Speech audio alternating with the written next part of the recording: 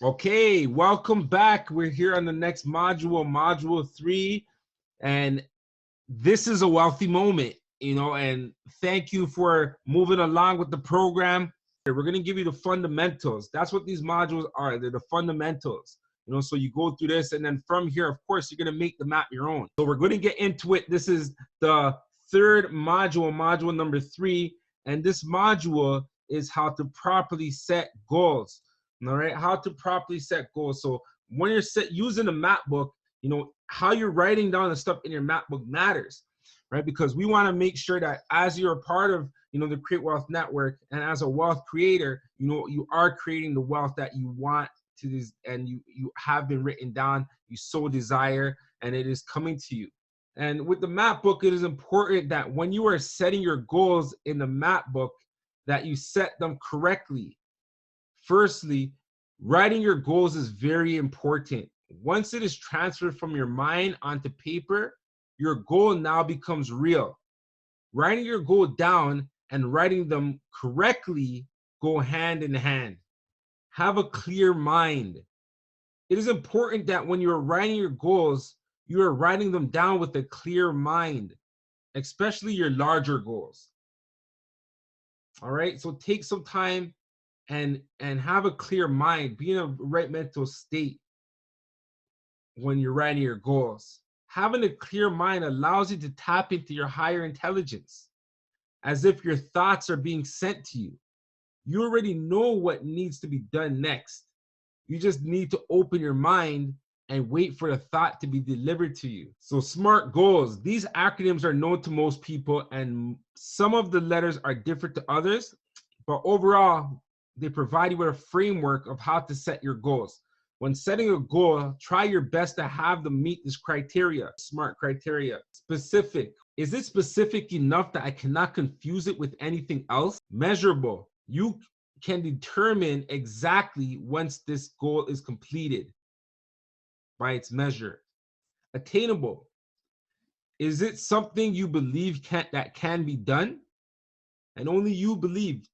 That's all it's needed. As long as you can believe it could be done, it can be done.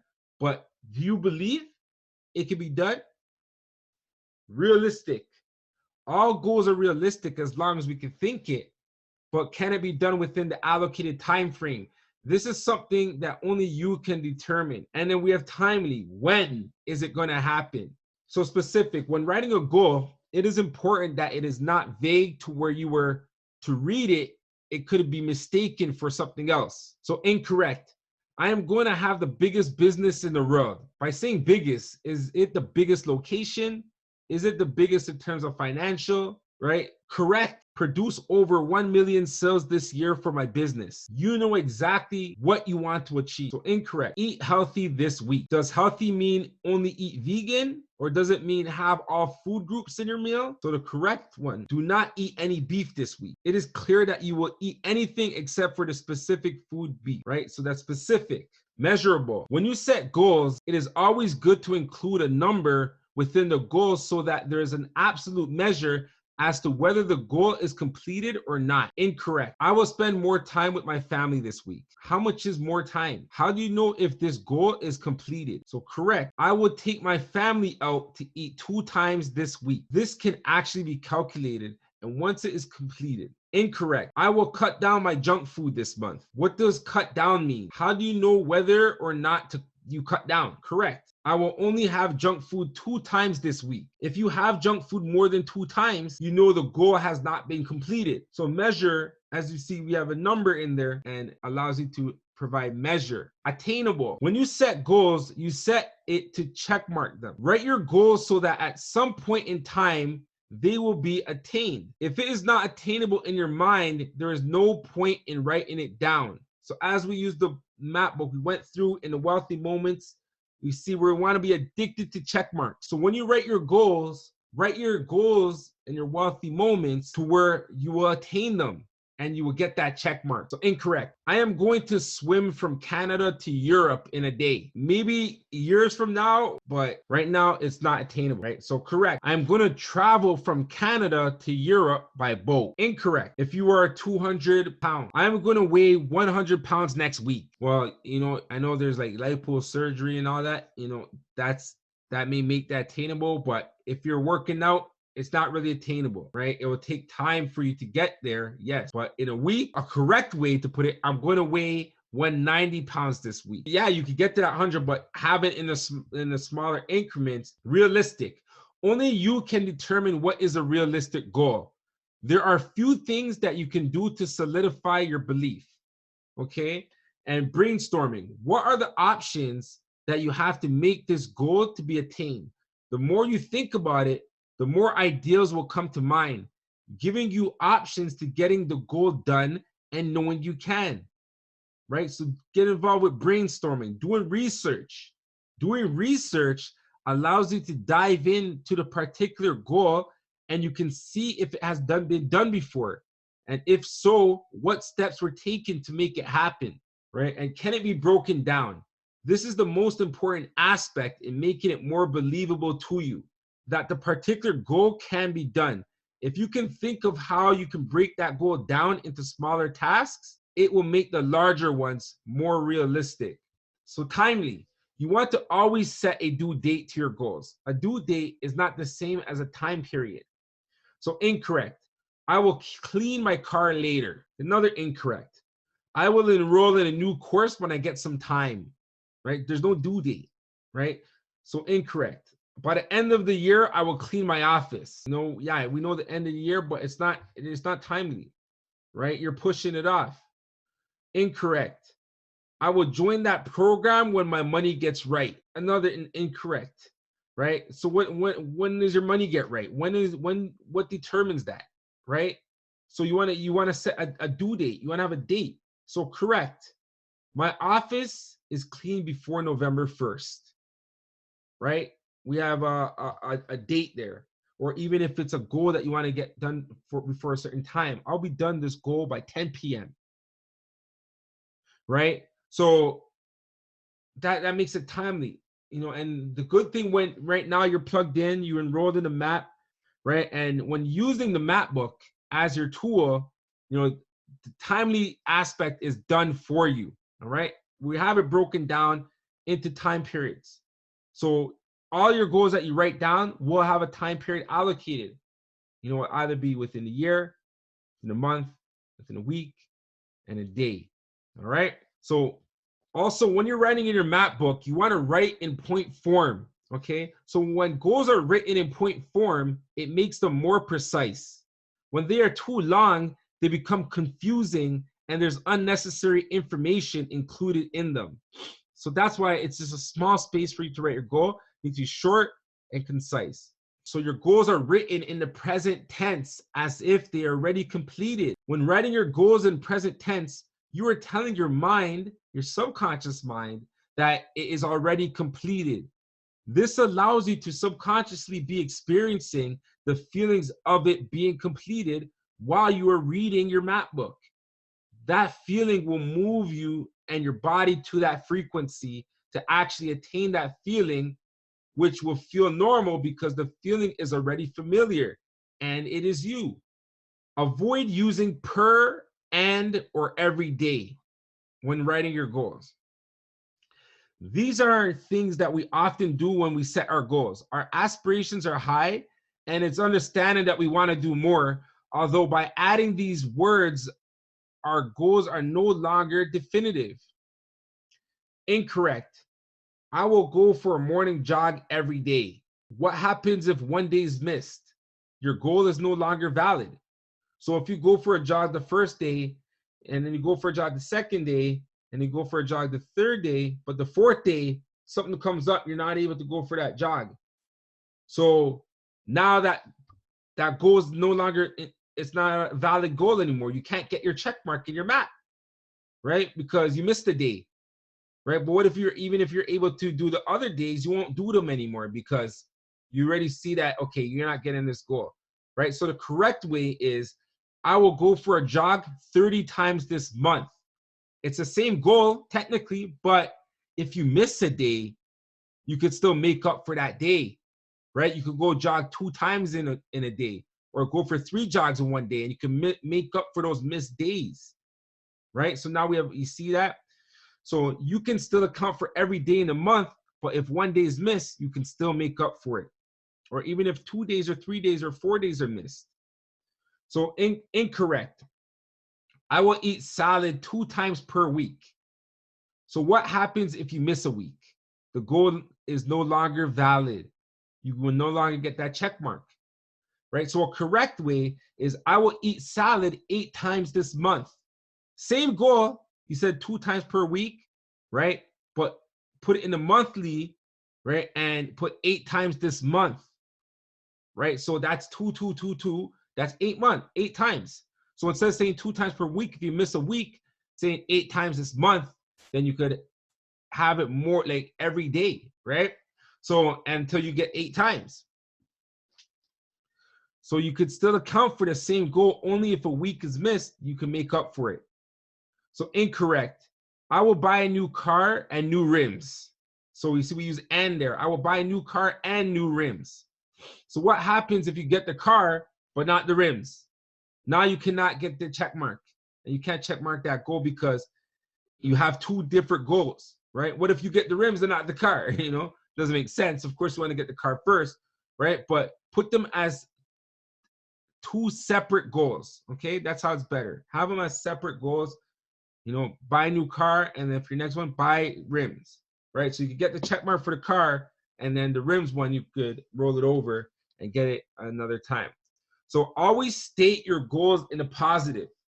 It is important that when you write your goal, you are writing it positively so that you can focus on what you do want, not what you don't want. All right. This is something that a lot of people do verbally. You can hear them all the time. They talk about what they don't want, but technically we have to focus our attention on what we do want. So incorrect. I will lose 10 pounds. Correct. My weight is at 170 pounds. Right? So, you know, you weigh 180, you're in an affirmative. I'm going to weigh 170 pounds. Right? Incorrect. Get out of credit card debt. Right? Correct. My credit card balance is only 1,000. Or, you know, have my credit in a great standing. Right? So you want to stay in a positive. Large to small. The map book, again, as you have it, it's structured so that you will insert your goals in this type of format, right? Larger goals before writing your smaller goals. This is done on purpose because you are aware of what the larger goals are. You see the vision, right? And as you go down to the smaller goals, it is easier to fill them in, knowing what the bigger picture is, right? If you take those steps. Tasks are sub goals. So tasks are also considered as goals. Tasks are great to break down your larger goals. When breaking down a larger goal into tasks, you are piece by piece getting the larger goal completed. By doing this makes you feel as if anything is attainable as long as you are frequently working towards it. Tasks do not have an intended result to them like a goal. You just need to focus on having them completed. So for example, a large goal will be to buy a new computer, right?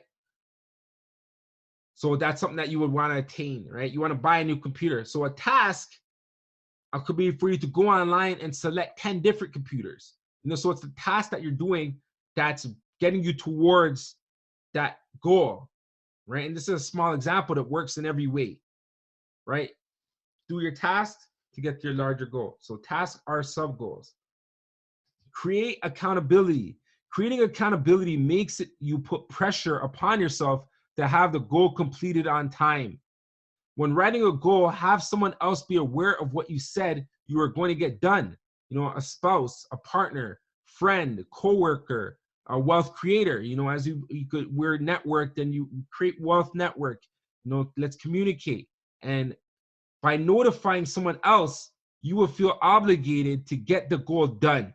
especially if you're completing the specific goal that involves that person, right? So if you have a goal, you could go on, like say you want to go to a concert on time and you have 2 tickets, you know, if you notify the second ticket holder, you know, then you will feel accountable to be on time. You know, this is something that we will do subconsciously all the time, but it's because that person is expecting you that you're holding yourself more accountable, right? And as you get in the Create Wealth Network, you'll see we throw challenges out there. And if you want to challenge another member of the Create Wealth Network, challenge them, you know, and that will create more accountability for them, and they can do the same for you. When we talk about law of completion, we want you to complete everything, you know, and the law of completion, you don't want to leave something hanging. You don't want to leave something in limbo. You want to complete, right? And same thing with you're filling in your map book. When you fill in your map book, completely fill in your map book. All right. So as we see these circles here, you know, if we want to go step by step of how to fill in your map book. So first and foremost, if you look in the book, you see the top right, it shows the day number, right? So you want to fill in your day number, right? And then from when you fill in your day number, you're going to write in your goals. So you see that big circle there in the middle, right? So write in your goals. In 7 goals, go back. Remember, you want to go back, refer back to your other larger goals, right? And then if you can't think of what you want to get done in the time, and then as you have your goals filled in, you want to number them. And then we number them as you see in the check boxes. You know, we have them numbered in terms of how we're going to get them done throughout the duration of the day. And then from when we have the number, we go through a day and we're check marking what needs to get check marked. And at the end of the day, we're going to score ourselves. Okay. So we're going to score whatever number we got out of 7. It's our critical 7. Whatever number we got, we want to put in the number that we score ourselves. So let's complete filling in our map book. Adding a plus sign after a number. So adding a plus sign after your desired number, our goal is reprogramming your subconscious mind to always be in the affirmative and to always be willing to do more. A common practice in bodybuilding is when working out on your final set, you always push yourself to do one more set or one more rep, sorry. That is, so you want to build that muscle mass. You know, if you have a personal trainer, that's what they'll tell you, one more, and you'll push and you do one more rep. And that will push you're pushing your limits. So over here, by putting a plus sign, what we want to do is want to push our limits. If you were going to call, if we see this example says call 10 plus clients, right? We see that we should push for 15, right? Or even if we push for 11, we're pushing for more than what we put down. We got our check mark after we do 10, but why not do 5 more? So adding numbers and tick marks to measure your progress. All right. So one very effective practice when setting goals is to add a number amount attached to your goals. By adding a number does not only make it a measurable goal, it also gives you the opportunity to challenge yourself to reach that milestone. Every time you read your map book and review your goals, if any progress is made on your numbered goals, add a tick mark to record that progress. Once you reach your recorded number amount, reward yourself with a check mark. All right. So we look in this image here. It says call 10 plus clients. And as we read our map book, we read our map book 2 times a day, right? As we read our map book, and even when you have your critical 7 open, and it says call your clients 10 days, you have your critical 7 open. As you're calling, you put a tick mark as you call each client, right? And then once you call 10, you check mark, but we have that 10 plus, so push for 1 more, right? A missed day is a missed day, or 0 out of 7. You can only score yourself in your map book if you have actually used it and written in goals for the day. Look at the top right of the page. It shows day number. This is to only be written in if you actually read your map book for the day and at least 1 goal has been written in. If you do not read your map book and this is blank, then there is no score to accumulate because you did not use the book. Some wealth creators in Create Wealth Network do put a 0 out of 7, but they do not put a number in a day. All right. So of course the map book is your tool. So you decide what you want to do. But if you don't read your map book, you shouldn't be counting that day. That day is not counted because you didn't use your map book that day. All right. At the end of your map year, you can review how many days you actually use the map book and reference the results if you feel that you got from this program and if you want to continue using the program, right? So that's why you don't want to record the day if you didn't use the map book, right? So at the end of the year, at the end of your 12 months, you could look back at a map book and see how many days did I actually use this program, right? And then based off that, look at the results that you feel you received from using a book. And that will give you a good determination on whether you feel this book has been effective for you or not. So you want to read your goals frequently. This is the most powerful part of setting goals.